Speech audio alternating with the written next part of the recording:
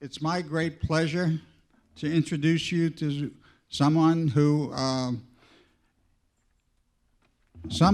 goes back to the Ronald Reagan administration as one of the chief architects of the missile defense system and has been a patriot throughout his life serving our country. And more recently, he has been talking to people that come to this convention about the dangers to our electrical grid through EMP, and now he has a project going with the states that, well, I'm going to let him tell you about that, but a great American. Please give a warm welcome to Ambassador Henry Cooper.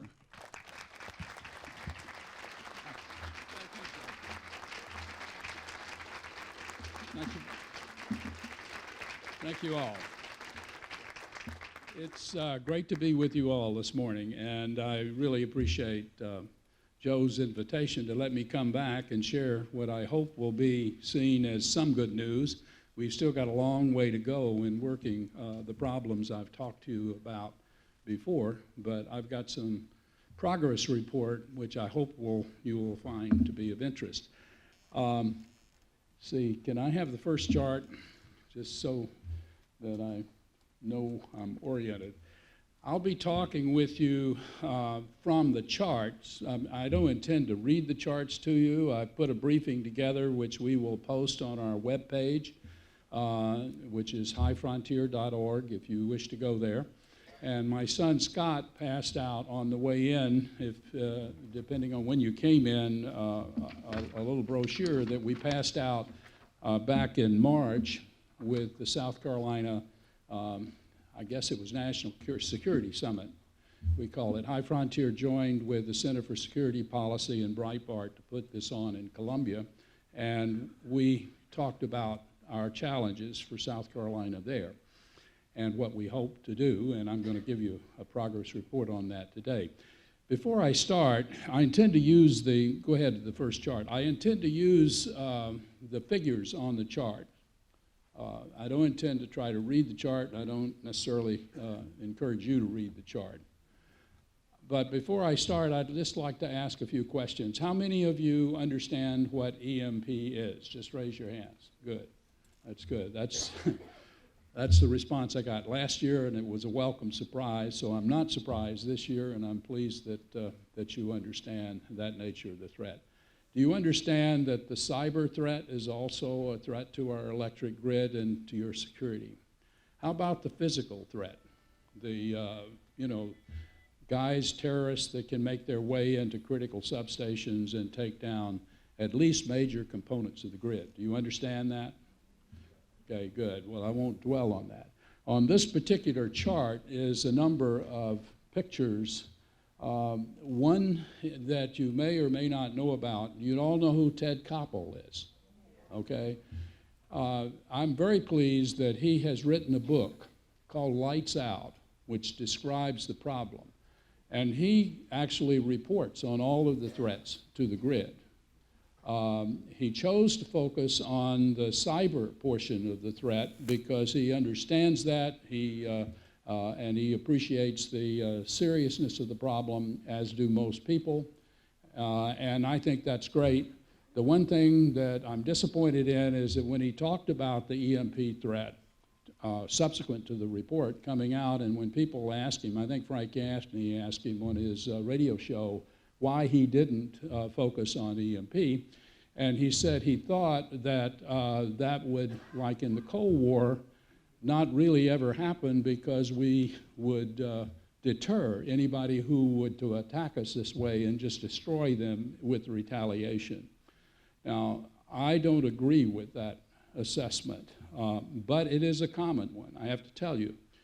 We have, if you watched the debate earlier this week, several of the candidates for president, notably Rick Santorum, who was here yesterday, and Ben Carlson, who is here today, noted EMP as a major problem. And almost immediately, the Washington Post came out with an article poo-pooing that and basically arguing that that was much overstated and no one would dare attack us, et cetera, et cetera. We have to remember, as are confronting an issue, a threat, in which some of our adversaries are quite willing to commit suicide, as we know, to kill us. And they repeatedly say, death to America, you know, as a part of the Iran deal, which I gather, if it's not underway now, is imminent. Terrible, terrible deal, as others have said. I don't intend to elaborate on that. And the leadership of Iran, Khomeini, the Ayatollah, you know, I have no confidence whatsoever that he would not, when he gets a nuclear weapon and is comfortable in carrying out the attack and what would come after, accept the idea that many Iranians would die as a consequence of him killing 90% of all of the Americans. Kill America, that's what he said he wants to do. I take him seriously. And I think we all should. The other point to be made about the issue of EMP, that one day we're going to be confronted with a major pulse that comes from the sun. That's the point of the right-hand chart there. Ted Koppel's book's in the middle. The National Geographic article talks about the coronal mass ejections that come periodically from the sun. Are you aware that earlier this year we missed by less than a week such an occurrence that would potentially take down the entire grid, not only of the United States, but other nations around the world? Happened. One of the bits of good news is that the powers that be recognize the solar threat, and there is now a strategy that's been put out by the White House to address the threat of the solar emissions to the grid. And so there is an attempt to begin working on that problem in a serious way. Regrettably, they're not talking about the nuclear component of the EMP threat. And on the left-hand side of the chart, you'll see the newspaper from Hawaii the day after Starfish Prime in 1962, when we discovered just how damaging EMP could be. It was a high-altitude burst, I think 1.5 megatons, that's 1 million tons of TNT equivalent, if you're not familiar with the term, of energy, detonated some 200 miles above the Earth's atmosphere. And it turned out the lights in Hawaii. It also caused catastrophic damage. Some people poo this too, and that was part of the article in the Washington Post earlier this week. They don't mention the fact that it knocked out several of our neophyte satellite systems. When I worked at Bell Laboratories in the early 1960s, I was part of the team that launched this Telstar. Are you familiar? Does anybody remember Telstar? It was our first telecommunications satellite. When you think about today's technology and that technology, we used two 300-ton horn antennas, one outside of Paris and one in Rumford, Maine, to make the very first television transmission from Europe to the United States. And my wife Bobby and I went into a small room, much smaller than this, to watch that first transmission. Still one of the real honors of my life. Nevertheless, as I recall, we lost 6 or 7 of our beginning communications and surveillance satellite systems on that event. Some of it was immediate loss, some of it was the satellites died as a consequence of radiation that was emitted from this particular event. Now, today's world, you're dependent. How many have,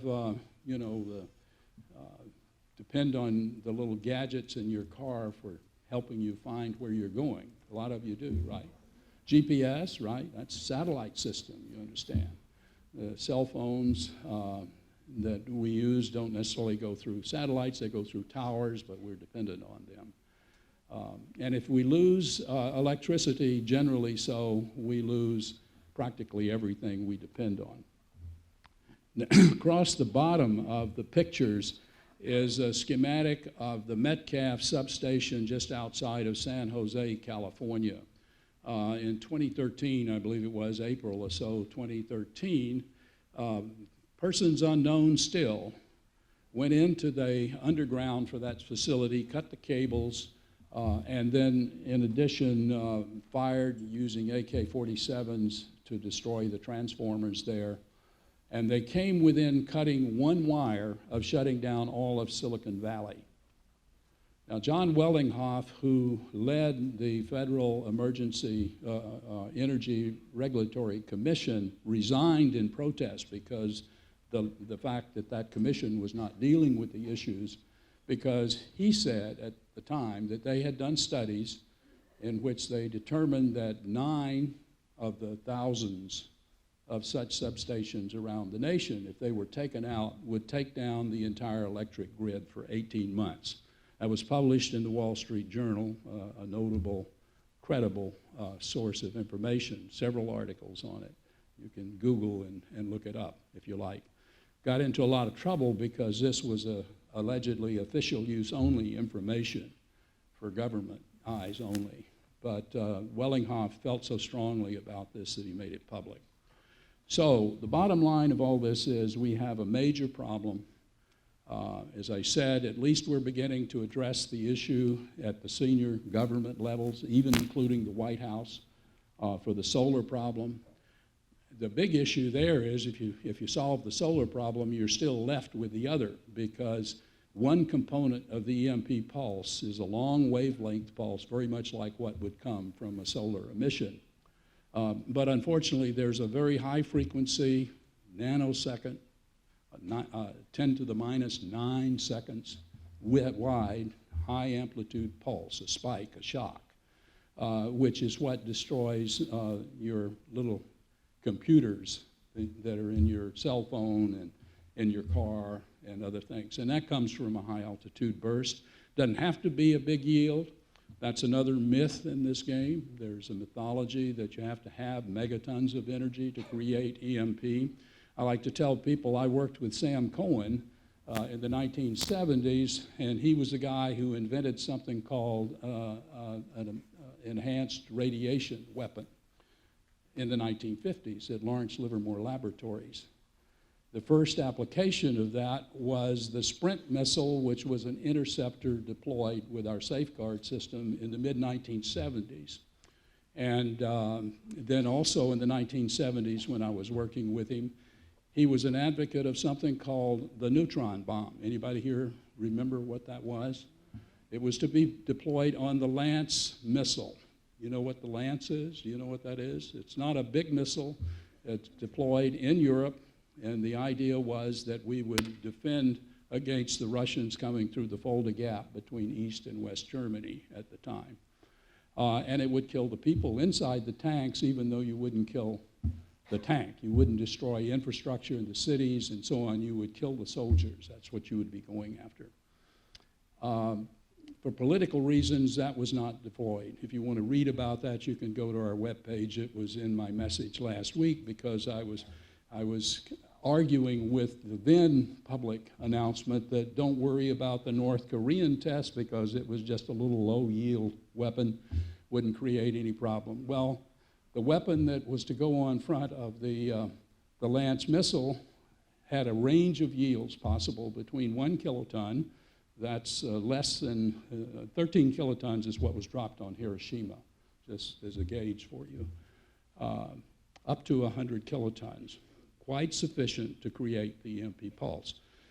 We also know, because Russian generals told the commissioners, the EMP Commission in 2004, I believe it was, that the North Koreans had somehow gotten their hands on the design of the Russian super EMP weapon, which I believe is probably an enhanced radiation weapon of this sort. So the North Koreans have the design capability, or they know the design, if they wish to build a low-yield device that would create EMP. So what you're being told by the press is not a clean story on that front. And it's still troublesome. There are several ways that scenarios you could imagine where the trouble could come. Could I go ahead? I can do this. The scheme down here on the bottom, the picture here is just of what your grid looks like. If you look over to the left-hand side, you'll see what I refer to as nuclear power plants, and that's one of the main things I want to chat with you about. A connection of a bunch of long lines, that's what you see out on the highways when you drive, the high power, high voltage lines. And then it goes down through a step-down transformer on the other end and is distributed to your homes and to businesses and so on. The low-frequency component of EMP couples energy into those long lines, and that energy then is transferred to those transformers on either end, and they can be burned up in their current configuration. They aren't built in this country. If you lose those transformers, they have to be built somewhere else and transported here, or we have to have spares. We don't have spares today. And they're built in Germany and South Korea, as I understand it. If you don't have transportation, you're stuck without help. And so we need a program that stockpiles this kind of capability. And there is some movement in the government and in the Congress to move in this direction if the bills that are now being considered pass. This chart shows pictures of two of the classes of problems where the EMP threat can be delivered by missiles and satellites. On the right-hand side with the stars is where I believe we should be deploying a system called Aegis ashore. It's basically the components that are on some 35 of our cruisers and destroyers now deployed around the world, capability of shooting down ballistic missiles in their ascent phase and in the mid-course phase where they're above the Earth's atmosphere. Today, we're completely vulnerable to a vessel that might launch a missile out of the Gulf of Mexico. And I believe we should deploy this kind of a system at 3 or 4 sites around the Gulf. We're deploying, one is now in an operational, actually pre-operational capability while the crews are being trained, but the system itself is operational in Romania, and we'll have one in Poland in 2018. There is one that we use primarily for testing on the island of Kauai in Hawaii. No R&D is required to build these systems. You simply need to make it happen, and one of my objectives this year is to get back down to Tyndall Air Force Base and see if we can't get the people there who are responsible for defending the entire country against air attack to begin making moves toward putting such a site there. Why the government is not dealing with this issue, I can't tell you, but I can tell you the Missile Defense Agency has no such program. Nor do I know any advocate in the government who is working for this, in spite of the fact a number of us have been talking about it for years. The left-hand picture shows you the trajectories of satellite launches out of North Korea and Iran. They have both launched satellites that are quite capable of carrying the enhanced weapon radiation weapon that I mentioned earlier. As I recall, the Iranians launched a monkey into space in a capsule that weighed some 4,000 pounds. That's 2 orders of magnitude more than was needed for the Lance missile. You don't have to harden the capsule against re-entering the Earth's atmosphere because you're going to detonate it above the Earth. Satellites have been orbited over the United States from both Iran and North Korea. They come at us from the south. Now, we have designed our missile defense programs against the Soviet Union originally, and then China and North Korea. And they are looking at missiles that come at us over the North Pole. And the back door is wide open. We don't even have very good sensor systems to track the threat. We'll get warning from a warning satellite system that's in geosynchronous orbit, but then in order to intercept the satellite, you need to be able to track it and pass that information to an interceptor. Again, Aegis is capable of shooting down low Earth orbit satellites. They demonstrated this in 2008 with the very first of their interceptors. So we know how to do the problem, but again, we're not doing it. Government is failing at that. I'm not sure which way I point this. Next chart, please. I want to talk to you now about how to get to the solution. This is a picture of the United States. The red dots, I used this last year. If you were here, you've seen it before.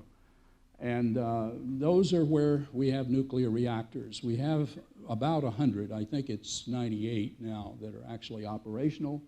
Most of them are in what is referred to as the eastern interconnect of the grid. That's east of sort of a line that you would draw up from Texas to the Canadian border and the eastern seaboard. 20% of the nation's electricity is produced by those reactors. Here in South Carolina, and tell me again, how many of you are South Carolinians? 60% of your electricity comes from nuclear reactors, and we're building 2 more in South Carolina. Georgia's building 1. So and don't get wrong what I'm saying. I'm an advocate of nuclear power. I just want it done right. You know, nuclear energy is clean energy. For those who worry about that sort of thing, I frankly don't, but people who worry about that and they're advocates of taking down the coal plants, which I'm not, nuclear power can be a good thing. On the other hand, if you lose the electric grid, those reactors shut down. And they shut down to protect themselves. They're under regulation to shut down if they don't go down automatically. And that's because without the load from the grid, the turbines that are driven by the fuel will spin out of control. They don't have a load on them. It's like having a freewheeling wheel and you just keep spinning it up higher and higher until it breaks. So the reactors shut down. And then the problem is how do you restart them? And without the grid, they don't restart. You need something on the order of 50 megawatts of energy to restart a nuclear reactor. Now, they have diesel generators, but those generators at the plants are to provide cooling water to the reactor core and also to the spent fuel ponds that are out in the neighboring the reactors. And if you lose the power to those diesel generators, i.e. you don't have fuel because you can't transport the fuel because the trucks don't run or the gas tanks don't run or whatever that depends on these SCADAs, these little computers, then you're stuck after you run out of fuel and you've got the potential makings of Fukushima, if you know what I refer to there. That's a Japanese catastrophe several years ago as a result of a tsunami and an earthquake. But then you've got radiation that can come all over the eastern seaboard. So it's a problem if we don't do something about the issue. On the other hand, the nuclear reactors all have sufficient sources of energy, uranium sources of energy, to power themselves and for the surrounding grid for the better part of a year, if not longer. So if we can figure out how to make them viable in the instance of losing the grid, they not only can protect themselves, they can provide power. I mentioned to you what would come there, 20% of the nation's power. 20% is a lot better than none. So you have the potential for rebuilding the grid if we can make the nuclear reactor systems viable. I believe this is what we should be doing first. I once oversaw all of the nation's communication systems for our strategic forces and the Air Force's missiles and bombers and the command aircraft and so on. And we worked hard to make sure that system was viable against EMP, but we did nothing for the rest of the communication system. So the point I'm trying to get to here is that if we can figure out how to make the reactors viable, then we have a way out of this morass, okay? Now, the good news I have for you, how many of you get your electricity from Duke Energy? Folks up in the northwestern part of the state do, into North Carolina. Duke Energy is the largest power company, I believe, in the country. I have met through contacts at Clemson. I'm wearing my tiger paws today. I'm class of 58, so you can do the math. Any case, I met with the head of the Double E department and others, and as a consequence of that, took part in a conference that involved NC State, University of North Carolina, Charlotte, and the energy companies from this part of the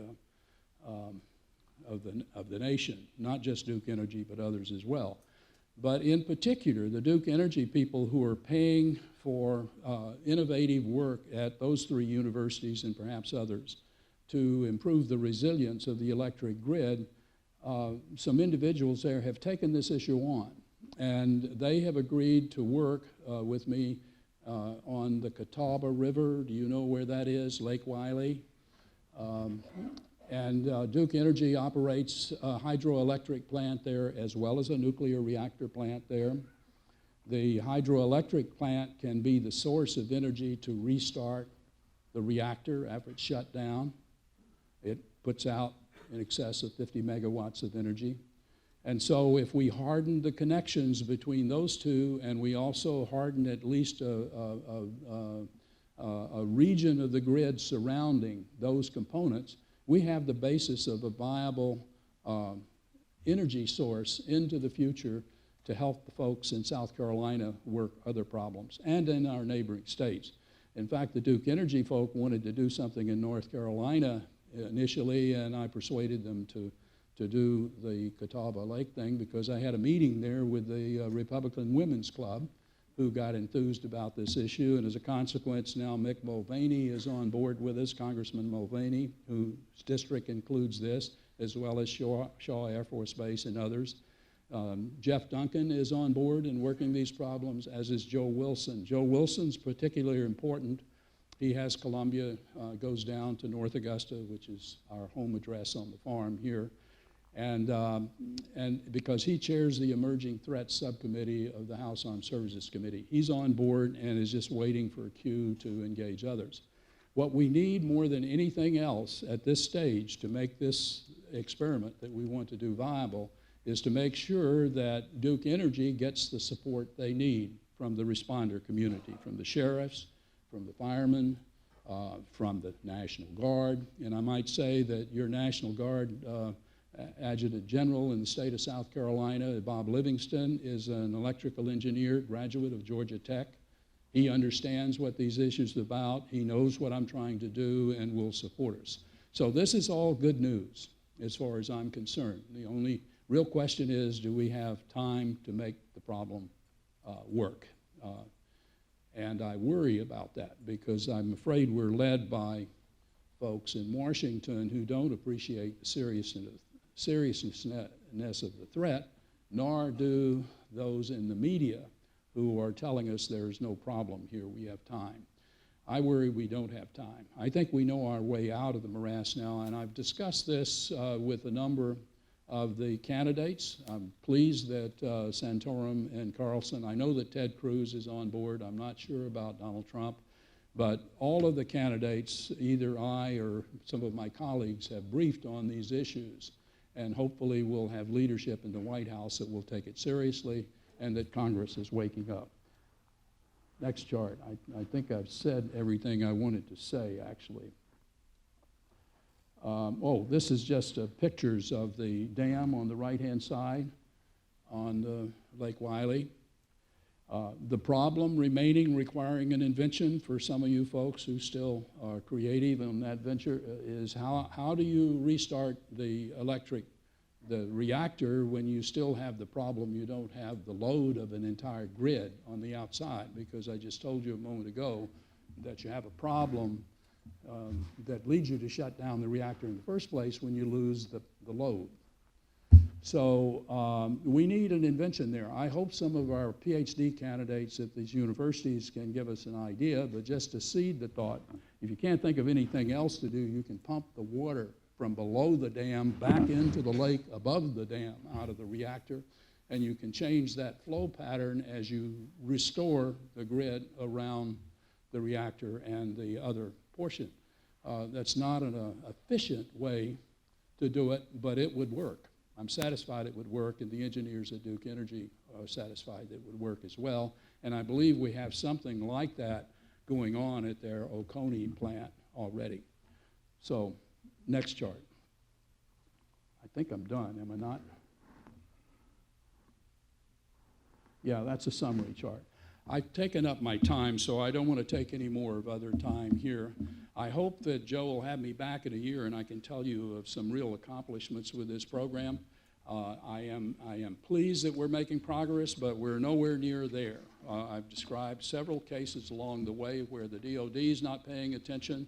Most notably, Admiral Gortney, who chairs Northern Command, he's the commander of Northern Command out in Colorado Springs, he's spending better part of $700 million to re-harden equipment inside of Cheyenne Mountain. If those of you who serve know what I'm talking about, that's the hub of our communication systems for our strategic warning and strategic forces.